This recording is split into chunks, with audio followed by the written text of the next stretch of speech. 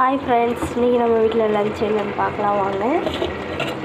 எப்பவும் போல் white rice, அப்புறம் பார்த்தீங்கன்னா இது பாருங்கள் கருவேப்பிலை குழம்பு.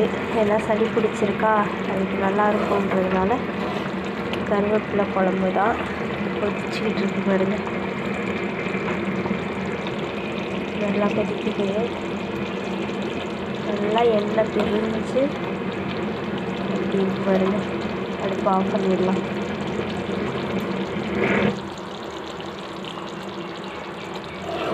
டேஸ்ட்டு சூப்பராக இருக்கும். பூண்டு சின்ன வெங்காயம்லாம் போட்டு வச்சுருக்கேன்.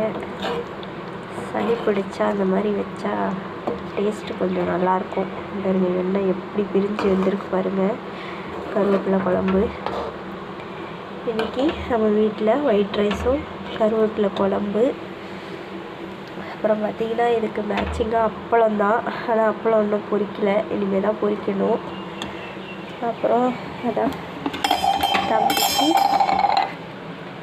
பருப்பு சாதம் பாருங்கள். இதுதான் இன்றைக்கி நம்ம வீட்டில் லஞ்சு. உங்கள் வீட்டில் லஞ்சு என்னென்னு கமெண்ட்டில் சொல்லுங்கள். இந்த வீடியோ உங்களுக்கு பிடிச்சிருந்தா லைக் பண்ணுங்கள், ஷேர் பண்ணுங்கள், கமெண்ட் பண்ணுங்கள். மறக்காமல் சப்ஸ்கிரைப் பண்ணிவிட்டு பாருங்கள். தேங்க்யூ.